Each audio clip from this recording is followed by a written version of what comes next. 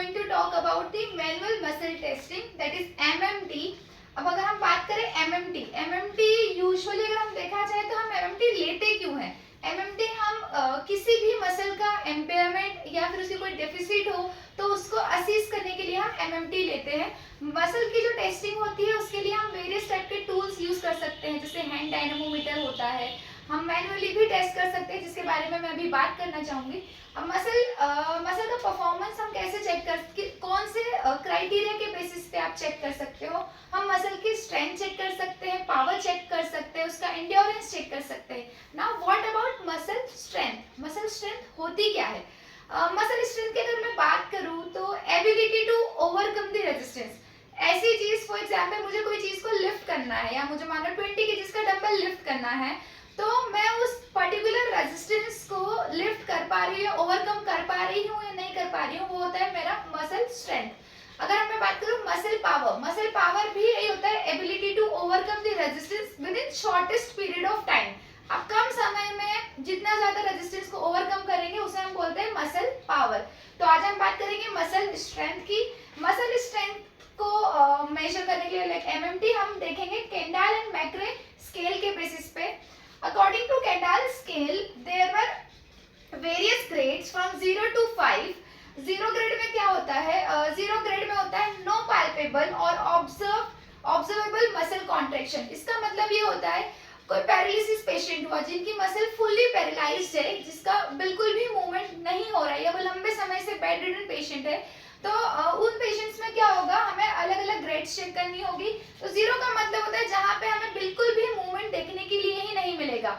For example हम मानते हैं, जैसे हम शोल्डर फ्लेक्शन का एग्जाम्पल लेके चलते हैं.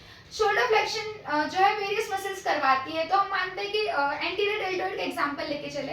एंटीरियर डेल्टोइड मसल का ओरिजिन यूजुअली होता है हमारे जो लेटरल 1/3 ऑफ द क्लेविकल से होता है, और जो इंसर्ट होती है वो होती है हमारे जो डेल्टोइड ट्यूबरोसिटी पे जाके वो क्या होती है, इंसर्ट होती है. तो अगर हमें मसल का कॉन्ट्रैक्शन फील करना है तो मसल कॉन्ट्रैक्शन हम कहाँ चेक करेंगे? जहाँ पे उसकी ट्यूबरोसिटी होगी, जहाँ पे उसका इंसर्शन पॉइंट होगा, जहाँ पे उसकी मसल बेली होगी. तो हमने क्या किया, पेशेंट की पोजीशन क्या रखी, सुपाइनियन पोजीशन रखी. सुपाइनियन पोजीशन के बाद हमने क्या किया, पेशेंट को पूरा प्रोसीजर एक्सप्लेन किया कि what we are going to do. Now next step is हमें पेशेंट को क्या बोलना होगा कि आप अपने हाथ को ऊपर की तरफ उठाइए, क्योंकि हम शोल्डर का फ्लेक्शन चेक कर रहे हैं. उस टाइम पे थेरेपिस्ट की जो पोजीशन रहेगी वो क्या रहेगा, वो मसल बल्ब पे जो रहेगा अपना हैंड प्लेसमेंट करेगा. जब पेशेंट ट्राई करेगा शोल्डर फ्लेक्शन का तो वो मूवमेंट तो नहीं कर पाएगा, ना ही हम कोई जो है मसल का कॉन्ट्रैक्शन पाल्पेट कर पाएंगे या फील कर पाएंगे. इसका मतलब है जब आप ऐसी कंडीशन होती है उसको हम बोलते हैं grade 0. Now grade 1 that is flicker of the contraction. इसमें क्या होता है कि पेशेंट मूवमेंट तो कर नहीं पाएगा, लेकिन हम मसल का कुछ कॉन्ट्रैक्शन फील कर सकते हैं कि मसल कॉन्ट्रैक्ट हो रही है, वहां पे कॉन्ट्रैक्टाइल यूनिट आप फील कर सकते हो. नाउ ग्रेड 2 माइनस का मतलब होता है move through partial range of motion. इसका मतलब है less than 50% gravity eliminated. Gravity eliminate को आप बोल सकते हो सपोर्ट, मतलब ऐसा मूवमेंट जिसमें आपको ग्रेविटी असिस्ट कर रही हो, ग्रेविटी के साथ आप मूवमेंट कर रहे हो. अब हमने शोल्डर फ्लेक्शन का एग्जांपल लिया है, तो शोल्डर फ्लेक्शन की अगर मैं बात करूं तो हमें ग्रेविटी एलिमिनेटेड के लिए साइडलाइन पोजीशन पेशेंट की प्रीफर करनी होगी कि पेशेंट की जो पोजीशन है वो साइडलाइन है. साइडलाइन में आप पेशेंट को बोलेंगे कि आप अपने हाथ को ऊपर की तरफ लेके जाइए, जो ग्रेविटी एलिमिनेशन वाला रहेगा उसमें क्या रहेगा, पेशेंट मूवमेंट तो कर पाएगा. मूवमेंट कितना करेगा वो, लेस देन 50%. जैसे शोल्डर का फ्लेक्शन हमें पता है कितना है, 0 to 180 डिग्री शोल्डर का फ्लेक्शन होता है, लेकिन 180 का हाफ कितना हो जाएगा, 180 की अगर मैं बात करूं तो 50% कितना होगा उसका, 90. अब वो लेस देन 50 है, मतलब वो 90 से कम मूवमेंट करेगा with gravity eliminated, that is 2 minus.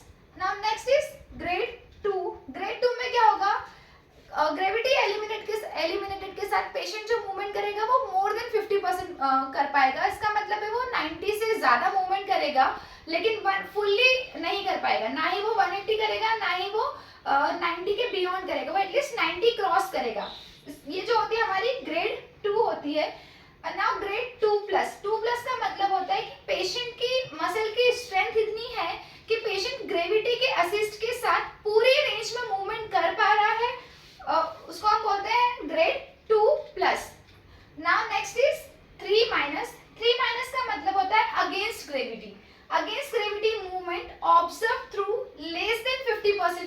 Motion. अब मुझे शोल्डर का फ्लेक्शन कराना है, तो शोल्डर का फ्लेक्शन जिस तरीके से मैं अभी स्टैंडिंग पोजीशन में भी परफॉर्म कर रही हूँ, this is against gravity movement, क्योंकि मैं ग्रेविटी के अगेंस्ट अपने हैंड को लिफ्ट कर रही हूँ। अब मैं इसमें क्या लिखा है हमने 3 माइनस में कि अगेंस्ट ग्रेविटी तो मूवमेंट पेशेंट परफॉर्म करेगा, लेकिन कितना करेगा, लेस देन 50%। मतलब मैं कितना कर पा रही हूँ, अराउंड ये समझ लो 40 to 50%, 90 के नीचे है, तो ये हो गया हमारा against gravity movement.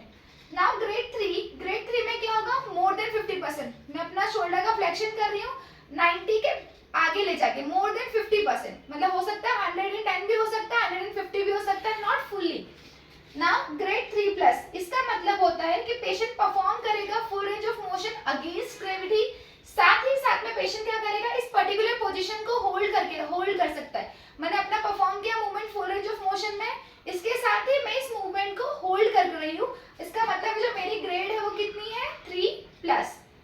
Now moving further for the grade 4-, इसका मतलब होता है कि पेशेंट, जैसे कि हम ग्रेड 3 में कर पा रहे थे, हम पोजीशन को होल्ड कर पा रहे थे अगेंस्ट ग्रेविटी, साथ ही साथ में हम क्या करेंगे, यहाँ पे मिनिमम ब्रेक फोर्स परफॉर्म करेंगे। जो थेरेपिस्ट होगा वो उसके मूवमेंट को क्या करने की कोशिश करेगा, ब्रेक करने की कोशिश करेगा। कि मैं अपनी पोजीशन, मैंने अपना फ्लेक्शन किया शोल्डर का, थेरेपिस्ट क्या करेगा, पर्टिकुलर मूवमेंट को क्या करेगा, मिनिमल ब्रेक फोर्स अप्लाई करेगा। अगर पेशेंट फिर भी अपनी पोजीशन को होल्ड कर पाता है, इसका मतलब है पेशेंट की पोजीशन, पेशेंट की जो स्ट्रेंथ है उसकी ग्रेड वाइज अगर हम कंपेयर करें तो वो क्या होगी, 4-। नेक्स्ट होगा हमारा ग्रेड 4।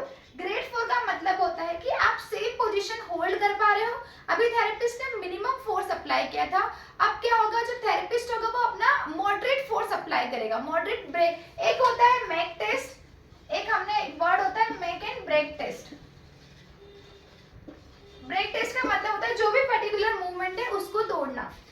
जो ग्रेड 4 होगी उसमें जो थेरेपिस्ट होगा वो अपना मॉडरेट फोर्स अप्लाई करेगा। नाउ ग्रेड 4+, इसमें क्या होगा, जो थेरेपिस्ट होगा वो moderate to maximum force resistance particular patient के ऊपर अप्लाई कर सकता है।